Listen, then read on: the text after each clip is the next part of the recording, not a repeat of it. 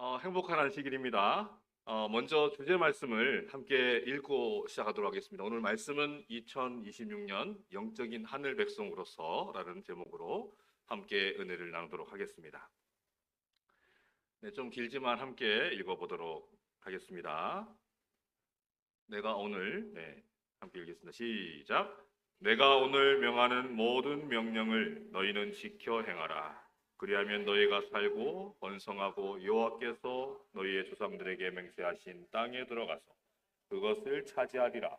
내 하나님 여호와께서 이 40년 동안에 내게 광야길을 걷게 하신 것을 기억하라. 이는 너를 낮추시며 너를 시험하사 내 마음이 어떠한지 그 명령을 지키는지 지키지 않는지 알려 하심이라. 너를 낮추시며 너를 줄이게 하시며 또 너로 알지 못하며 내 조상들도 알지 못하던 만나를 내게 먹이신 것은 사람이 떡으로만 사는 것이 아니요 여호와의 입에서 나오는 모든 말씀으로 사는 줄을 내가 알게 하려 하심이니라.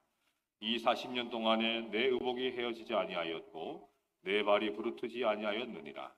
너는 사람이 그 아들을 징계함 같이 내 하나님 여호와께서 너를 징계하시는 줄 마음에 생각하고 내 하나님 여호와의 명령을 지켜 그의 길을 따라가며 그를 경외할지어다. 아멘. 네, 우리 남성교회 성도 여러분 새해 복 많이 받으시게 되길 바랍니다. 이게 좀 많이 울리긴 하네요. 2026년 붉은 말의 해라고 하는데요. 이 병원년 새해를 허락하신 우리 하나님께 감사드리고 지난 한 해 인도하신 주님의 은혜로 새해에도 우리 남선교회와 남선교회 모든 가정 위에 믿음과 평강으로 넘치시게 되기를 간절히 소망합니다. 올해도 이 남선교회가 주님과 동행하며 서로를 채워주고 사랑하며 하늘의 소망을 바라보는 복된 공동체, 아름다운 남선교회로 서시게 되기를 간절히 소망합니다. 우리는 새로운 달력을 넘겼어요. 그리고 우리가 새로운 마음을 다 닫아두었을 겁니다. 이제 신정이 끝나고 이제 진짜 2026년 새해가 시작되는데 너무나도 이제 기대가 되고 좀 어떤 분들은 마음이 붕 뜨기도 하고 그런 분들도 아마 계실 거라고 생각이 듭니다. 근데 세상을 둘러보면 그러나 우리가 세상을 둘러보면 우리의 기대만큼 우리에게 밝은 소식들만 들려오지는 않는 것 같습니다. 경제의 불안한 흐름, 세계 곳곳의 갈등과 전쟁, 또 예측하기 어려운 사회의 그 여러 변화들로 인해 계속해서 어때요?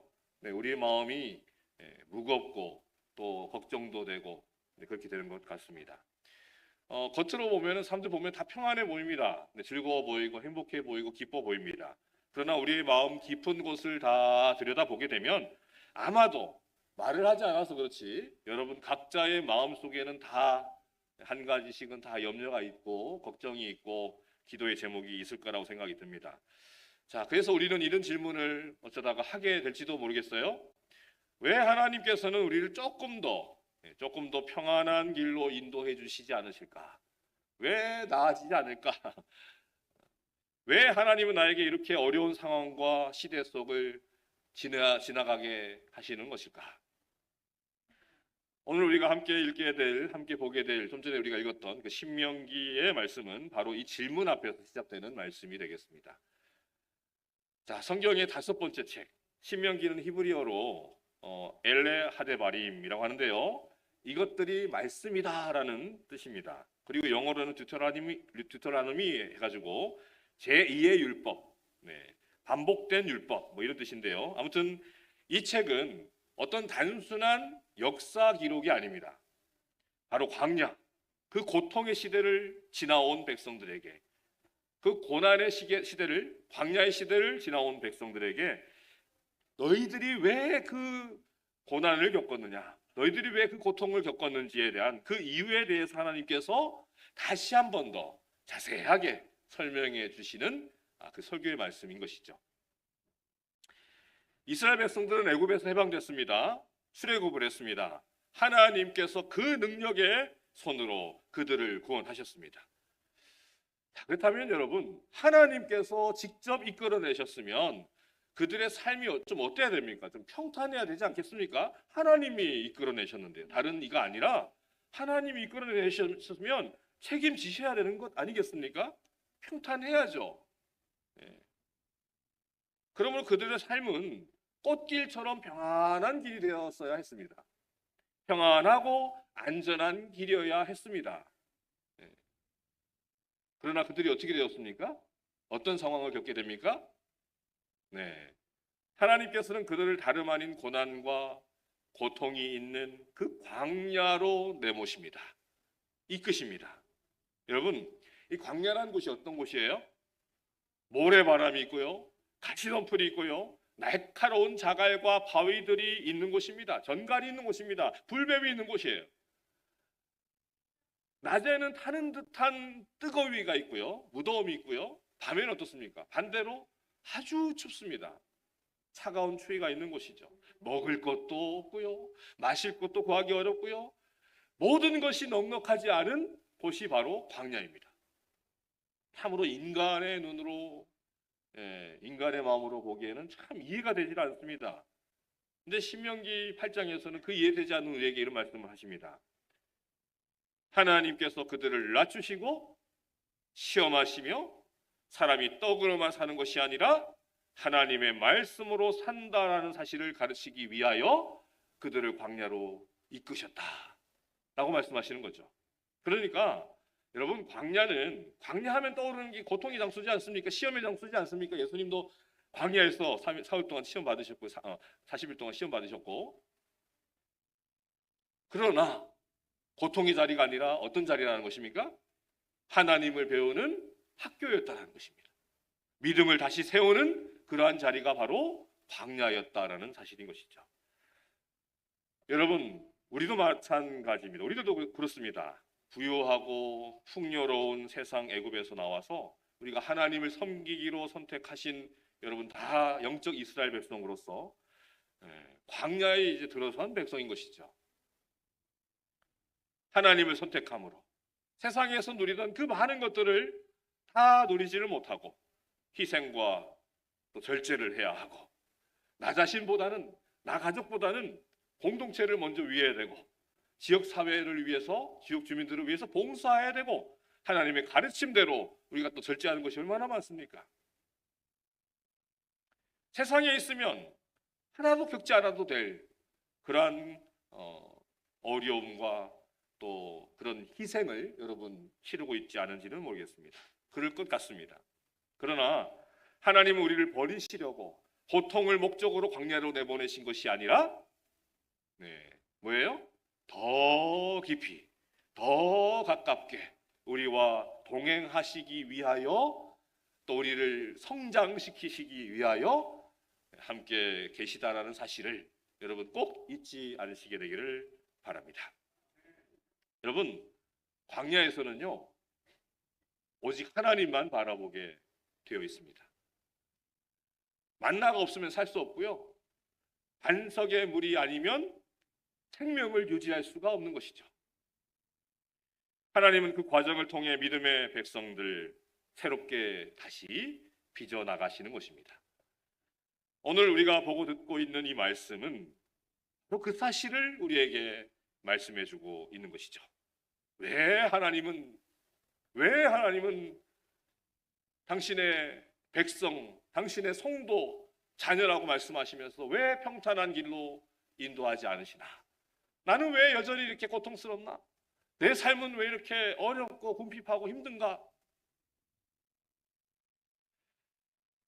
자, 새해를 시작하면서 2026년을 시작하면서 우리는 더 안전하고 더 평안하고 더 빠른 길을 기대하며 올해는 좀 더 하며 희망을 가지고 계실지도 모르겠습니다. 그러나 하나님은 때때로 우리를 광야길로 인도하시면서 우리가 잊고 있었던 믿음의 본질을 다시금 일깨워 주시는 것이죠. 여러분, 우리가 살고 있는 이 세상, 이 지구의 가장 큰 문제는 무엇일까요? 지구 환경 오염 문제일까요? 온난화 문제일까요? 아니면 급속도로 불어나는 인구 문제일까요? 자원이 부족한 문제일까요? 아니면 얼마 전에 우리가 겪었던 그 코로나와 같은 전염병 같은 그런 것들이 문제일까요? 그런 것들이 문제가 아니라 인류의 가장 큰 문제는 바로 죄의 문제입니다. 사실 우리 인간은요, 코로나보다도 훨씬 더 무서운 질병에 걸려 있어요.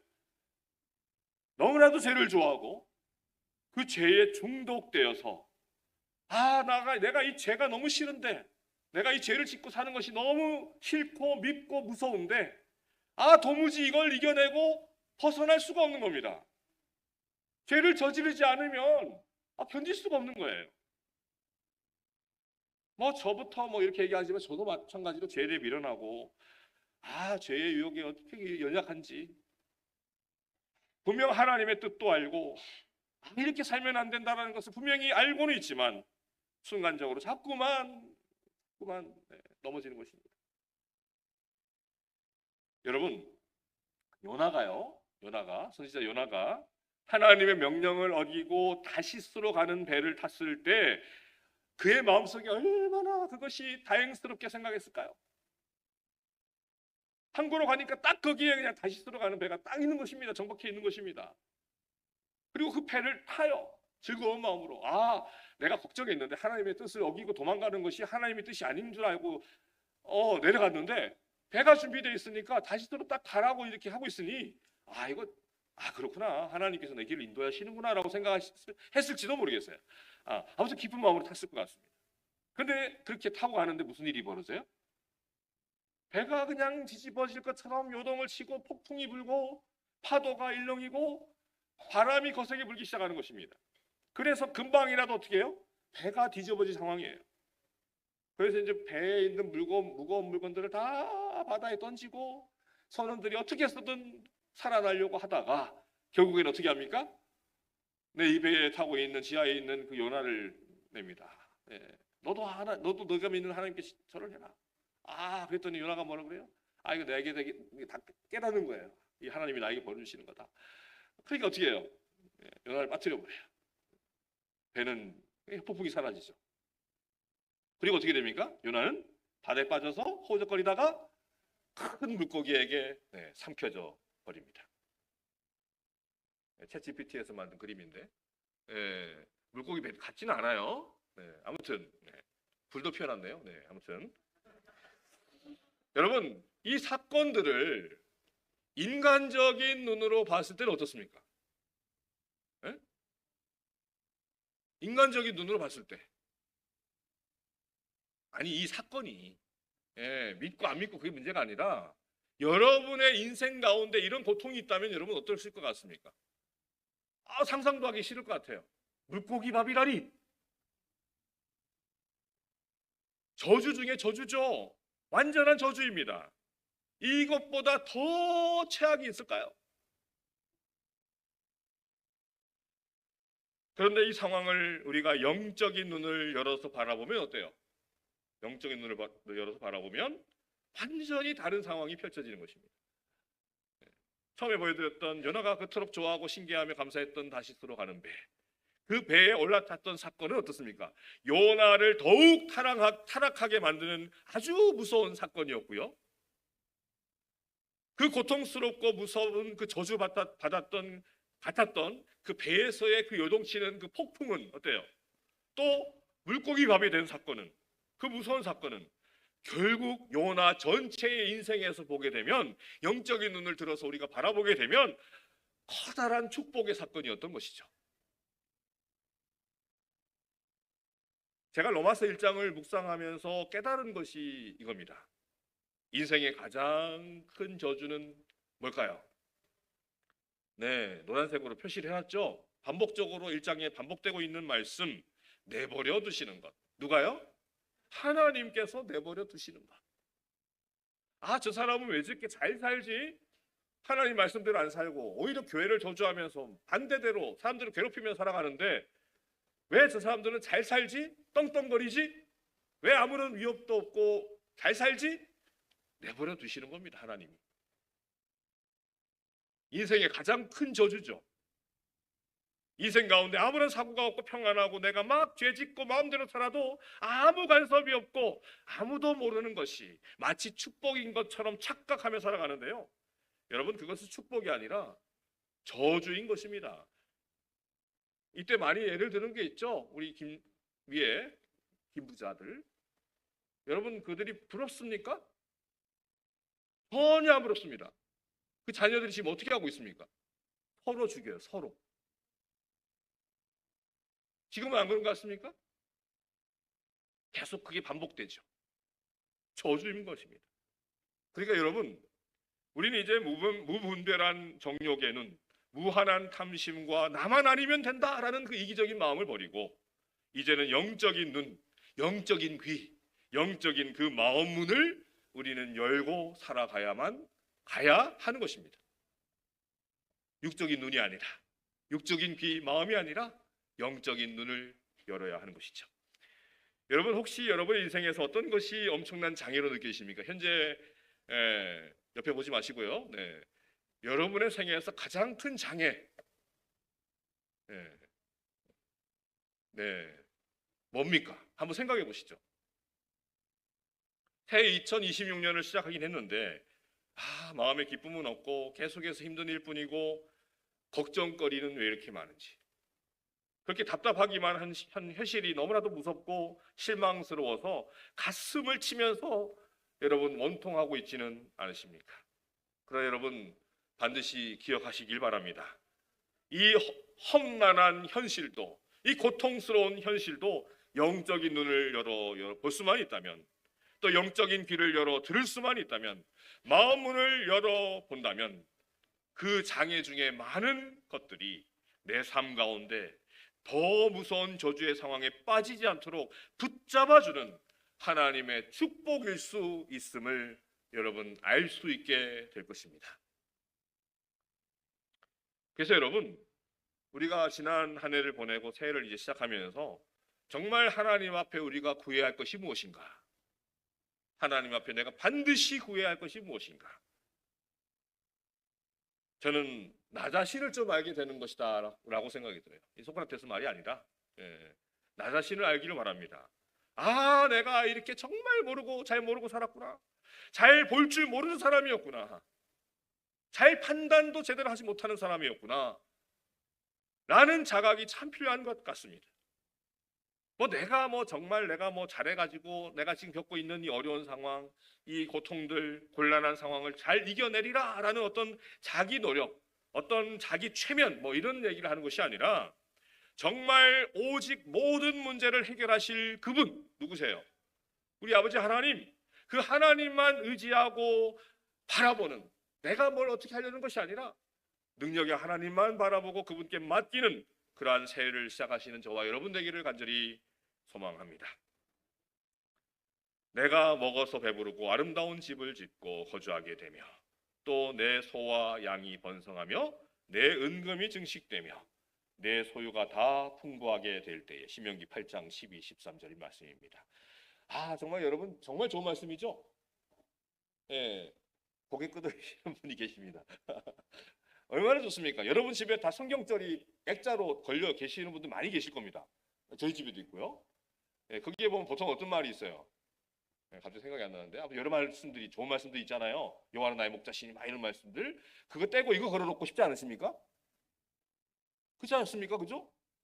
내가 먹어서 배부르고 아름다운 집을 짓고, 그죠? 내 소, 그러니까 돈이 막 금은이 그냥 집안 재산이 막 계속해서 늘어나는 거예요. 야, 얼마나 여러분 이 세상에서 이런 삶을 사람들을 우리가 얼마나 부러워하고 동경합니까? 어느 날 갑자기 일어났더니 인기가 막 치솟고요. 일어났더니 떼부자가 되어 있는 그런 사람들 얼마나 우리가 부러워합니까? 여러분 올해 한 해 2026년 한 해 동안 이 말씀을 목표로 삼고 싶지는 않으신지요? 근데 문제는요, 다음 신명기 8장 14절 13절 다음에 14절 말씀에 이런 말씀이 있어요. 그럴 때에 내 마음이 교만하여 내 하나님 여호와를 잊어버릴까 염려하노라. 여러분 이제 구정 연휴를 다 보내고 이제 새로운 한 해를 진짜 본격적으로 시작하는 이 안식일에 우리가 그렇게 소원하고 바라는 좀 전에 그 12, 13절의 말씀처럼 먹어서 배부르고 아름다운 집을 짓고 이런, 여러분 이 소원이, 이 새 소원이 얼마나 어리석은 소원인지를 여러분 깨닫게 되었으면 좋겠습니다. 이 시간 다른 건 다 잊어버려도 이거 하나만큼은 여러분 얻어가시면 좋겠어요. 왜 이게 근데 여러분 이게 왜 어리석은 소원일까요? 좋아 보이잖아요. 근데 이게 왜 어리석은 소원일까요? 네. 벌써 답을 얘기하셨어요? 한 세 가지 정도 한번 말씀드려 보는 시간을 갖도록 하겠습니다. 그리고 마지막에는 함께 모두 정말 새로운 새 소원, 이 새 소원을 함께 염원하는 그런 시간이 되었으면 참 좋겠습니다. 첫 번째입니다. 첫 번째, 왜 그 소원이 어리석은 소원인가? 바로 하나님의 인도하심을 모르는 삶이 되기 때문입니다. 좀 전에 누군가가 말씀하셨어요. 네. 너를 낮추시며 너를 줄이게 하시며 또 너도 알지 못하며 내 조상들도 알지 못하던 만나를 내게 먹이신 것은 사람이 떡으로만 사는 것이 아니요 여호와 입에서 나오는 모든 말씀으로 사는 줄을 너희가 알게 하려 하심이라. 여러분, 하나님께서 우리에게 바라시는 것은요, 어떻게 해서든 우리가 우리의 연약함을 자각하고 하나님만, 우리 아버지 하나님만 철저하게 의지하는 삶을 우리가 살아가기를 하나님께서는 바라십니다. 자꾸만 우리가 하나님 필요 없다, 내가 노력해야 살 수 있다, 난 내 주먹만 믿는다, 우리 아버지가 늘 하시던 말씀이었다는데, 그것이 정말 멍청한 생각인 것입니다. 어리석은 생각인 것입니다. 그렇게 하지 못하도록 자꾸만 우리를 어디로 내모는 거예요? 우리를 자꾸만 광야로 내모시는 것입니다. 깨달으라고요. 느끼라고요. 자각하라고요. 자, 신명기 8장 12절의 기도가 왜 어리석은 자의 기도가 되는지 두 번째입니다. 두 번째 이유는 바로 낮아짐이 주는 기쁨과 능력을 모르는 삶이 되기 때문에 그렇습니다. 자, 오늘 본문을 보니까 계속해서 낮아짐에 대한 말씀이 있죠. 자, 2절을 보니까 내 하나님 여호와께서 이 40년 동안에 내가 광야에 이르고 걷게 하시고 기억하라. 이는 너를 뭐하며? 낮추시며 너를 시험하사 쭉 나오고 말씀을 하다가 또 3절 시작에도 어떻게 해요? 너를 낮추시며 너를 줄이게 하시며. 낮추신다는 말씀이 반복적으로 말씀하고 계십니다. 16절에도 내 조상들도 알지 못하던 만나를 광야에서 내게 먹이셨나니 이는 다 너를 낮추시며 너를 시험하사라고 말씀하고 계십니다. 자, 여러분, 아니 왜 하나님께서는 자꾸만 우리를 낮추라고 하시는 걸까요? 왜 낮추라는 말씀을 하실까요? 자꾸만 낮아져라, 낮춰라. 멋좀 창조주, 그죠? 여호와 우리 하나님의 사랑하는 백성, 하나님의 사랑하는 자녀라면 그 누구보다도 좀 높아지고 빛나고 찬란하게 빛나는 어떤 별 같은 존재가 되어야 하는데 왜 하나님께서는 당신의 자녀들을 자꾸만 누르시는 거예요? 낮아져라, 낮아져라. 머리 들지 마라. 자꾸 왜 드냐? 아니 왜 그러시는 걸까요? 자, 좀 전에 16장 말씀을 계속 읽어보면 마침내 내게 복을 주려 하심이었느니라. 네, 정답이 딱 나와요. 여러분, 이 낮아짐이 바로 다름 아닌 축복의 통로라는 것입니다. 자, 이게 무엇인지, 왜 낮아지라고 하시는지, 왜 낮아짐이 축복의 통로인지를 보여주신 분이 계시죠. 누구이십니까? 네, 우리 예수님. 너희 안에 이 마음을 품어라. 곧 그리스도 예수의 마음이니 그는 근본 하나님의 본체시나 하나님과 동등됨을 취할 것으로 여기지 아니하시고 오히려 자기를 비워 종의 형체를 가지사 사람들과 같이 되셨고 사람의 모양으로 나타나서 자기를 낮추시고 죽기까지 복종하셨으니 곧 십자가에 죽으심이라. 이렇게 예수님께서 자기를 낮추시고 비우시고 하니까 죽기까지 복종하시니까 그 다음 구절을 보니까 이름으로 하나님이 그를 지극히 높여 모든 이름 위에 뛰어난 이름을 주셨다라고 말씀하고 계신 것입니다. 여러분, 그러므로 우리 그리스도인들은요 자꾸만 스스로 높아지려고 노력해서는 안 되는 것입니다. 자기를 낮추고 또 낮추었을 때 누가 높여주세요? 하나님이 높여주시는 것입니다. 내가 높아지려고 높아지는 것이 아니라 내가 낮추려고 할 때 하나님께서 높여주시는 그 경험. 우리가 이 보배를 질그릇에 가졌으니 이는 심히 큰 능력은 하나님께 있고 우리에게 있지 아니함을 알게 하려 함이라. 아무쪼록 올해 2026년에는 그 보배를 여러분 가운데 소유하시게 되기를 간절히 바랍니다. 찬양 가사처럼 나는 주 안에 살고 주님은 내 안에 사는 그 삶, 주님이 보이시거든요. 그래서 스스로 높아지려고 반동되지 마시고 스스로 낮추고 또 낮추심으로 죽기까지 복종하신 그분의 모본을 따라 제발 좀 낮아지고 낮아지심으로, 제가 이렇게 간곡히 말씀드리는 이유가 저부터 그래요. 자꾸만 높아지려고 하는 그 마음이 어때요? 자꾸만 요동쳐요. 누군가가 나를 좀 무시하면 감히 내가 누군데? 감히 나에게? 그걸 낮추라는 말씀입니다. 그분의 모본을 따라 우리 주님께서 이제 너 됐다, 그만큼 낮췄으면 됐다 하시면서 높이 올려주시는 그런 은혜의 경험을 많이 하시는 그러한 2026년 한 해가 되기를 간절히 소망합니다. 자, 세 번째, 왜 신명기 8장 12절의 기도, 13절의 기도가 어리석은 자의 기도인가? 자, 첫 번째는 뭐였어요? 하나님의 인도하심을 모르는 삶이 되기 때문이라고 말씀드렸고요. 두 번째는 낮아짐이 주는 기쁨과 능력을 모르는 삶이 되기 때문이라고 말씀드렸습니다. 자, 세 번째는 뭘까요? 세 번째는 하나님의 공급하심의 은혜를 느끼지 못하기 때문입니다. 너를 인도하여 그 광대하고 위험한 광야 곧 불뱀과 전갈이 있고 물이 없는 간조한 땅을 지나게 하셨으며 또 너를 위하여 단단한 반석에서 물을 내셨으며 내 조상들도 알지 못하던 만나를 광야에서 내게 먹이셨나니 이는 다 너를 낮추시며 너를 시험하사 마침내 내게 복을 주려 하심이었느니라. 여러분, 세상에서 잘 되고 좀 뭔가 좀 훌륭하다, 위인이다 이런 사람들은요 거의 대부분이 어릴 때 보면 다들 힘들게 컸던 사람들이더라고요. 고난과 그 고통을 겪지 못한 사람은, 어려움을 모르고 살아갔던 사람은 세상이 인정하는 훌륭한 사람이 되기는 참 쉽지 않은 것 같습니다.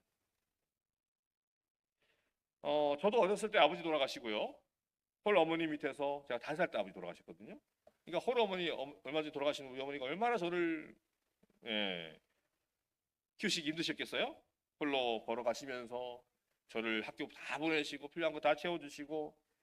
그런데요, 돌이켜보면요 제가 훌륭하게 되지 못한 이유가 하나 있습니다.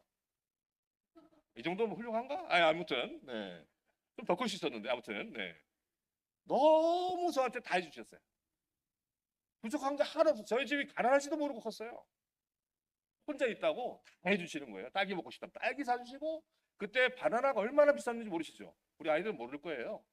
바나나 하나, 이게 하나, 한 손이 아니라 하나, 그게 그때 당시 1,000원이었어요. 그러니까 지금으로 따지면 10,000원이 넘어요. 그거를 사다 주셨어요. 와, 지금 생각하면 말도 안 되는 일이에요. 우리 어머니 월급이 얼마 안 되셨을 텐데. 죄송합니다. 제가 잘 못했습니다. 우리 어머니한테.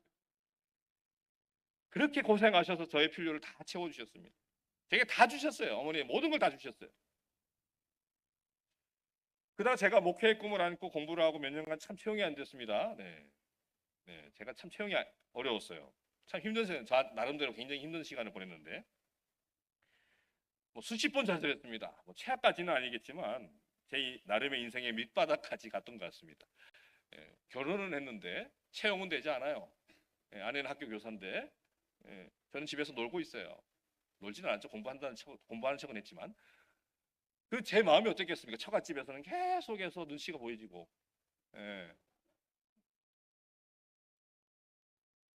밑바닥이었죠, 나름. 그러다가 이제 호남 앞에 목회자가 되었습니다. 그리고 이렇게 멋진 남선교회라는 교회의 목회자가 되었어요. 그러니까 제가 힘들었던 그 기간들이 참 보석같이 느껴지는 겁니다. 어려움 없이 컸다가 제 인생 가장 밑바닥, 가장 어려웠던 그 시절을 겪어보니 하나님께서 나를 키우시려고 하셨던 거구나. 그 시절이 없었다면 저는 이 자리에 있지도 못했을 것 같아요. 부족함 없이 컸거든요. 다 어머님이 해주셨거든요. 그 힘들었던 기간 동안 하나님께서는 계속해서 저를 성장시키셨던 겁니다. 필요할 땐 만나 주시고 물도 주시고요. 공급해 주셨던 거죠. 살아있을 수 있도록 죽지 않게 계속해서 일용한 양식, 영적인 양식을 제게 주셨던 것이죠. 여러분 인생 가운데 가장 하나님께서 주시는 복을 받을 수 있을 때가 언제인지 아십니까? 하나님의 복을 받을 수 있는 그때, 여러분 인생 가운데 언제일까요? 네, 지금이요? 네, 제가 못 들었나요? 네, 지금이라고 말씀하신 분이 계시다면 지금이 광야의 그때이신가요? 네. 답은 인생의 광야 같은 때, 광야에 있을 때 하나님께서 놀라운 축복을 주시는 경험하는 그때라는 것입니다. 곳곳에서 불뱀들이 창궐하고 뜨거운 햇빛에 목마르고 밭에 뜨거운 모래와 자갈들이 막 발에 그냥 취해가지고 아프고 상처날 때, 바로 그 배고플 때, 바로 그때 하나님께서는 만나라는 축복을 우리에게 내려주시는 것입니다. 여러분, 작년 2025년도 한 해가 여러분 어떠셨나요? 어떠하셨습니까? 뭐 미국의 관세 정책이나 뭐 세계 무역 긴장이나 뭐 기타 다른 여러 가지 이유들, 뭐 반도체 그죠? 뭐 검색해 보니까 그런 문제들이 작년에 많았더라고요. 어려움. 그래서 물가가 막 치솟았고 얼마나 힘들었습니까? 많은 분들이 정말 힘들었습니다. 나가 보면 텅텅 비어 있는 그 공간들이 얼마나 많은지. 경제 위기 참 고통스럽고 그죠? 여러분 가정만 돌아봐도 어떠셨어요? 평탄하셨습니까? 나름 다 한 가지씩 이상은 문제가 다 있으셨죠? 어려우셨죠? 그랬을 것입니다. 그렇게 힘들고 어려운 한 해였지만 그래도 가만히 여러분 영적인 눈을 들어서 가만히 우리의 삶을 돌아보면 암울한 한 해였다라고 생각 들지만 어떻습니까? 그 한 해 동안도 하나님의 돌보심과 하나님의 은혜와 먹이시는 것이 크신 은혜가 여러분 떠오르지 않으십니까? 참 잘 버티셨습니다. 잘 사셨습니다. 고생 많이 하셨습니다. 우리 인생이 순례자의 길이기 때문에, 우리의 집이 이 땅이 아니기 때문에, 우리가 이 땅에서 영원히 살 것이 아니기 때문에 저 하늘로 가기 전까지는 계속해서 죄송하지만 이 광야의 거친 길을 우리는 살아가야만 할 것입니다. 아마도 올해 2026년 이 말씀을 드려야 되나 말아야 되나 참 고민되지만 해야겠습니다. 여러분의 삶 좋아지지 않으실 겁니다. 계속해서 힘드실 거고요. 계속해서 고난이 있을 것이고요. 이제 좀 해결되나 싶었는데 다른 문제가 또 여러분 닥쳐 올 것입니다. 다들 표정이 안 좋아지고 계십니다. 아름다운 집도 없을 것이고요. 소나의 양도 번성하지 못할 겁니다. 은금, 돈도 계속해서 부족할 거예요. 저는 왜 이 좋은 안식일에, 신년 안식일에 구정 지나고 하나님 말씀으로 새해 말씀으로 충전받고 은혜 받고 감사함으로 한 해를 시작하려고 모인 목사님 말씀으로 그죠? 그런 분들에게 제가 왜 이 약담을 하고 있는 걸까요? 죄송합니다. 여러분 이제 이 병원년 2026년 새해 아무것도 해결되지 않은 채로 시작하는 이 한 해를 이 험한 광야를 걸어감으로 예상치 못한 불뱀에 물리기도 하고 목마르고 배고프기도 한 이 고난당하는 중이라 할지라도 그 하나님이 주시는 그 만나의 복, 메추라기의 복, 반석이 물이 나는 그 엄청난 축복을 여러분 경험하게 되시기를 간절히 소망합니다. 여러분 곁에서 지금도 계속해서 속삭이며 말씀하시는 그 우리 예수님의 믿음의 말씀의 그 말씀을 믿음의 눈으로, 영적인 눈으로, 영적인 귀를 열어 항상 바라보시고 듣게 되시길 바랍니다. 자, 말씀 마지막으로 예전에 들었던 이야기인데요. 이분이 지금은 어떻게 계신지 제가 잘 모르겠어요. 굉장히 궁금한데 제가 소식을 못 듣고 있긴 한데요. 김대수 목사님의 말씀을 듣다가 너무 감동적인 말씀을 듣게 되었습니다. 그래서 한 분의 이야기를 마지막으로 소개해드리면서 말씀을 마치려고 합니다. 이 집사님의 이야기를 들으면서 참 제가 제 자신이 부끄럽기도 하고 참 은혜로웠습니다. 세상에 아직도 이렇게 여배 시련이 이렇게 있는 분이 있구나라는 것을 제가 알게 되었는데요. 이 여집사님에게는 딸 둘, 아들 하나가 있었습니다. 그런데 둘째 딸이 2002년에 폐암으로 죽었어요. 그리고 2007년도에 어느 날 아들이 갑자기 무슨 일인지 모르겠지만 스스로 숨을 못 쉬는 일이 일어나가지고 119가 오긴 왔지만 너무 늦게 와가지고 뇌에 손상이 온 겁니다. 숨을 못 쉬어가지고. 그래서 식물인간이 되고 말았어요. 지금까지도 병상에 누워 있다라고 합니다. 누군가의 도움 없이는 살 수 없게 된 겁니다. 근데 이 불행이 끝이 아니었어요. 어머니와 함께 동생을 돌보고 경제적으로 책임도 져주던 큰딸이 2013년에 난소암으로 죽습니다.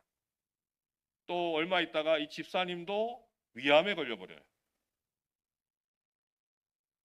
근데 다행히 이제 여수요양병원에도 가고 여러 치료를 잘 받아서 암은 극복하실 수 있었답니다.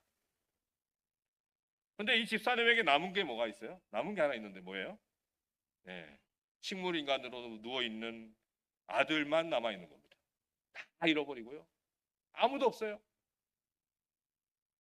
근데 이 집사님의 이야기가 참 우리에게 용기가 되는 건 뭐냐면 이분이 하신 간증 때문에 그렇습니다. 이 간증을 좀 읽어드릴까 합니다.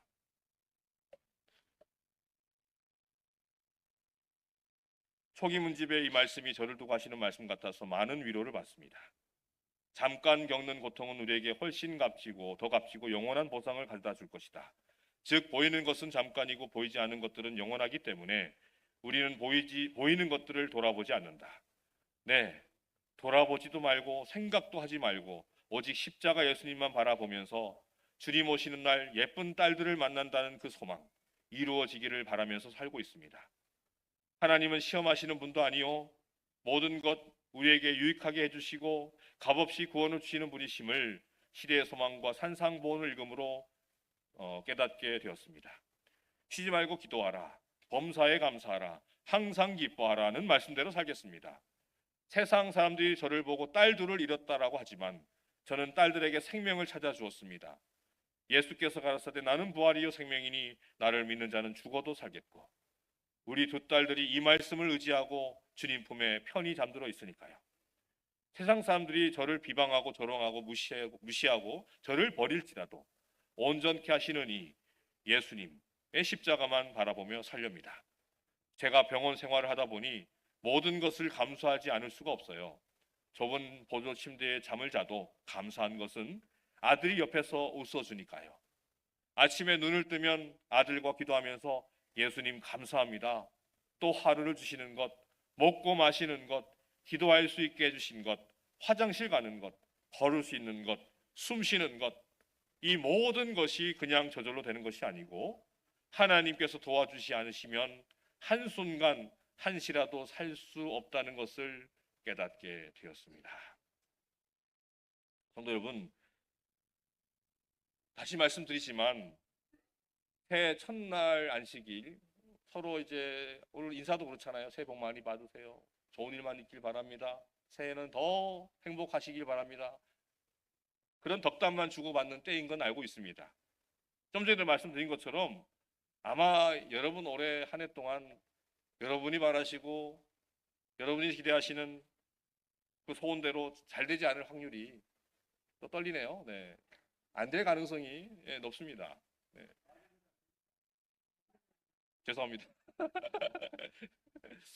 그러나 여러분,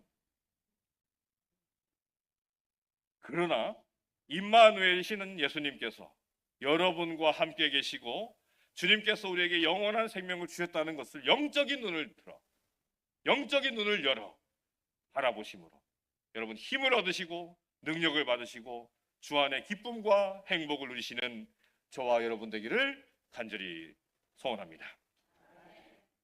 아마 올해 시작하면서 새해 복 많이 받으시라고 좀 전에 말씀드린 것처럼 그런 말을 많이 들으셨을 겁니다. 그러나 저는 마지막으로 하나님의 인도하심에 맡기는 한 해가 되시라고 말씀드리고 싶습니다. 또 낮아짐의 기쁨과 능력을 체험하는 한 해가 되시라고 말씀드리고 싶습니다. 마지막으로 하나님의 공급하심의 은혜를 늘 느끼며 살아가는 한 해가 되시기를 간절히 바랍니다. 하나님의 인도하심에 맡기는 한 해, 낮아짐의 기쁨과 능력을 체험하는 한 해, 하나님의 공급하심을 은혜로 늘 느끼며 살아가시는 그 한 해가 되기를 간절히 바라면서 어떤 환경과 어떤 힘듦과 고난, 환란이 온다 할지라도 영적인 안목으로 사리를 분별하시는 영적인 하늘의 백성의 삶이 되기를 간절히 바라면서 오늘 말씀을 마치도록 하겠습니다.